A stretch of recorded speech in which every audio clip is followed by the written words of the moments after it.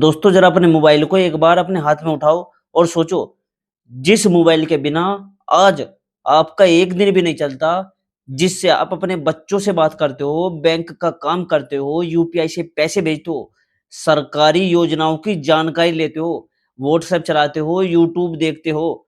अगर उसी मोबाइल का रिचार्ज अचानक 30, 40 या 50 रुपए महंगा हो जाए तो क्या होगा? आज जो 239 का रिचार्ज है, वो कल 275 का हो जाए। आज जो 299 का प्लान है, वो 345 का हो जाए और जो आज 349 का प्लान है, वो 400 रुपए के पार हो जाए।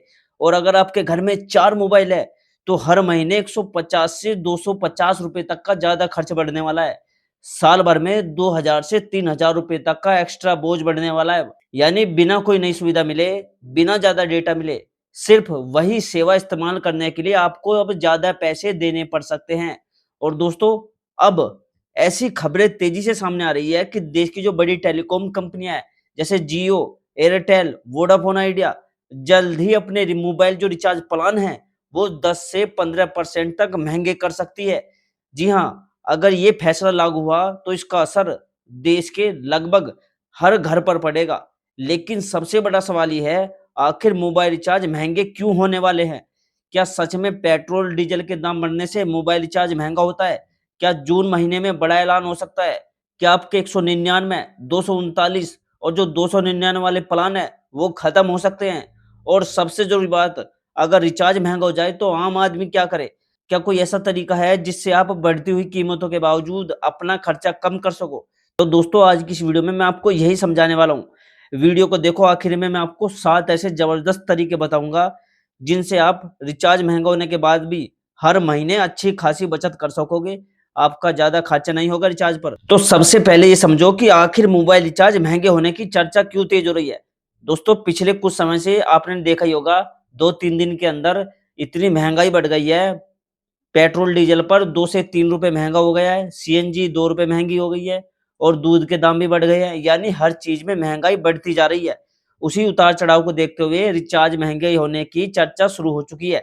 जब ईंधन महँगा होता है ना दोस्तों, जैसे पेट्रोल डीजल के दाम बढ़ रहे हैं, उसका असर सिर्फ़ गाड़ियों पर ही नहीं पड़ता, बल्कि उन सभी सेवाओं पर पड़ता है जिनका संचालन पेट्रोल डीजल पर है। और जो हमारा मोबाइल नेटवर्क है, वो भी उन्हीं सेवाओं में से एक है।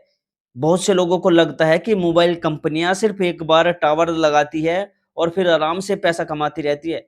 लेकिन सच ये है कि मोबाइल नेटवर्क को 24 घंटे चालू रखने के लिए बेहद खर्चीला काम है।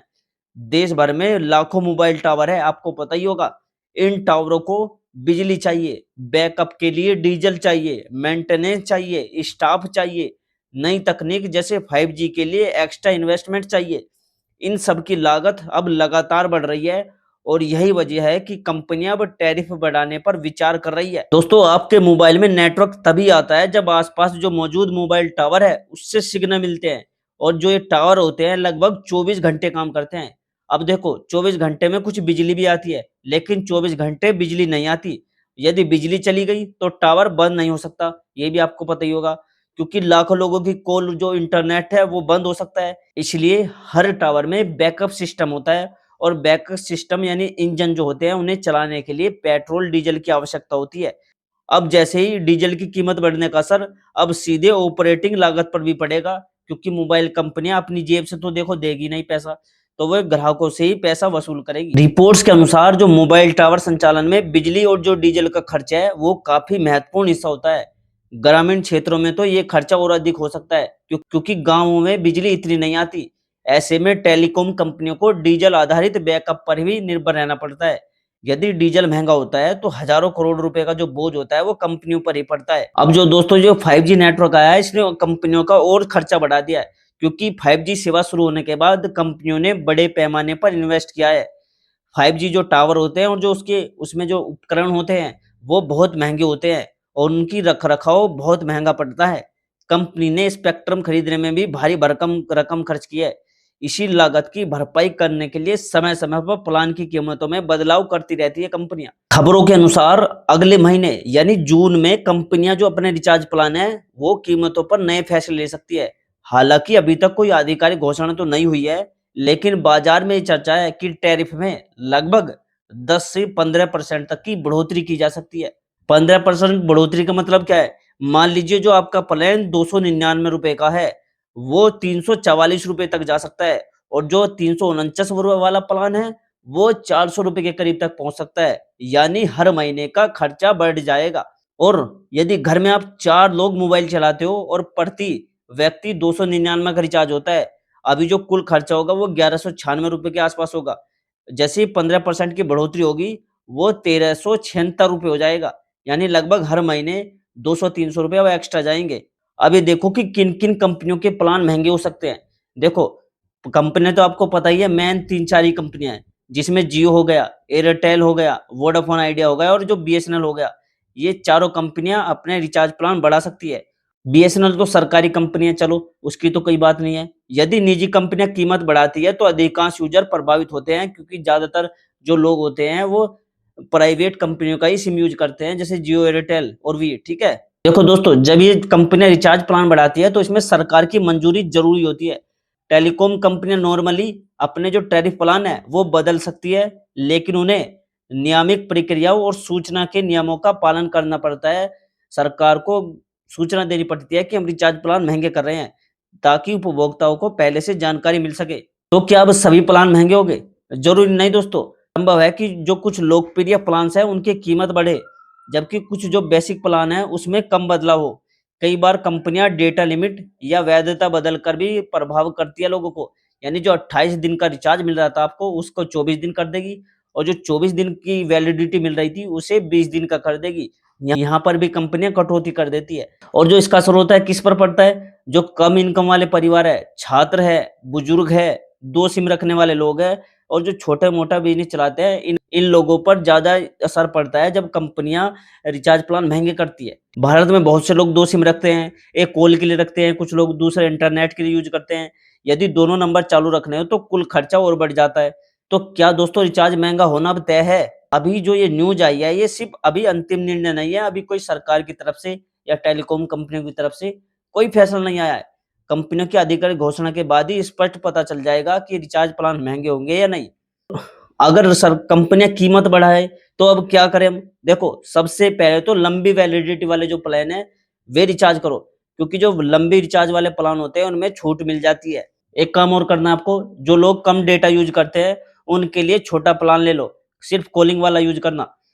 एक चीज़ और है, दूसरी क्या करते हैं लोग 2-2 सिम रखते हैं। एक नंबर में अपना सिर्फ़ कॉलिंग वाला ही रिचार्ज करो, दूसरे में मत करो, क्योंकि महँगा पड़ सकता है इससे आपको। वाई-फाई का ज़्यादा यूज़ करो, अगर घर में ब्रॉडबैंड है तो मोबाइल डेटा की ज़रूरत कम होगी, सिर्फ़ कॉलिंग के रिचार्ज से ही काम चल जाएगा। कुछ लोग ये भी सोचते हैं कि चलो जियो, एयरटेल तो महँगे हो गए, अब सरकारी कंपनी यानी अपने बीएसएनएल की तरफ चलते हैं। चलो इस पर भी बात कर लेते हैं। देखो, बीएसएनएल अक्सर कम कीमत वाला प्लान देता है, ये सबको पता है। लेकिन नेटवर्क जो प्रॉब्लम है वो बहुत होती है इसमें। कहीं नेटवर्क आते हैं, कहीं नहीं आते। यदि आपके इलाके में अच्छी कवरेज है, तो ये ऑप्शन फिर आपके लिए अच्छा हो सकता है, आप बीएसएनएल का सिम खरीद सकते हो। कुछ लोग ये भी सोचते हैं कि यार सस्ते प्लान खत्म हो जाएँगे क्या? देखो, ऐसा ज़रूरी नहीं है। कंपनियाँ कम कीमत वाले प्लान रख सकती है, लेकिन या तो उसमें से डेटा कटौती करेगी या फिर वैलिडिटी कम कर देगी। ये दिक्कत होती है फिर। भाई जब मोबाइल रिचार्ज महँगे होते हैं, तो सिर्फ़ एंटरटेनमेंट महँगा नहीं होता, हमारी ऑनलाइन क्लास, बैंकिंग, सरकारी योजनाएँ हैं, ओटीपी है, वीडियो कॉल है, सब पर इफ़ेक्ट पड़ता है क्योंकि रिचार्ज महँगे हो जाते हैं। अगर आप छात्र हो तो क्या करें कि हमें तो चलो नेट चाहिए ही चाहिए, डेटा चाहिए ही चाहिए। तो सबसे पहले तो देखो, अगर आपके घर में वाईफ़ाई लगा है तो उसका यूज़ करो। वीडियो कम इन्हांस क्वालिटी में देखो, ठीक है? और जो अनावश्यक ऐप है, उनका अपडेट बंद कर दो और ऑफ़लाइन चीज़ें डाउनलोड करो, जो चीज़ें ऑफ़लाइन चलती है। अगर आप बुज़ुर्ग हो, तो आप क्या कर सकते हो, सिर्फ़ कॉलिंग वाले रिचार्ज प्लान ले सकते हो, अगर आप नेट यूज़ नहीं करते। आपको ये भी पता ही होगा कि कंपनियाँ हाल-फिलहाल में रिचार्ज प्लान महँगे करती रहती है, पिछली बार भी महँगे हुए थे रिचार्ज।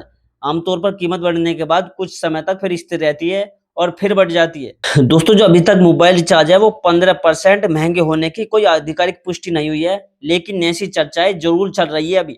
यदि कंपनियाँ कीमत बढ़ाती है तो इसका असर लगभग हर परिवार के बजट पर पड़ता है। इसलिए अभी से अपने खर्च की जो योजना है वो बनानी समझदारी होगी। और याद रखिए दोस्तों, सही प्लान चुनकर आप बढ़ी हुई कीमतों का असर काफ़ी हद तक कम कर सकते हो, ठीक है? और अगर दोस्तों आपको जानकारी उपयोगी लगी हो तो वीडियो को लाइक कीजिएगा, चैनल को सब्सक्राइब कीजिएगा और इस वीडियो को अपने सभी दोस्तों, सभी रिश्तेदार, सभी पड़ोसियों के साथ शेयर कर दीजिए, क्योंकि मोबाइल सबके पास होता है ताकि उन्हें भी अपनी रिचार्ज प्लान बढ़ने की जानकारी मिल सके, क्या उनके रिचार्ज प्लान महँगे हो सकते हैं या नहीं, ठीक है? सभी को शेयर कर दीजिएगा वीडियो। और दोस्तों, मैं मिलता हूँ आपसे अगली वीडियो में एक नई जानकारी, एक नए अपडेट के साथ। तब तक के लिए दोस्तों जय हिंद, जय भारत।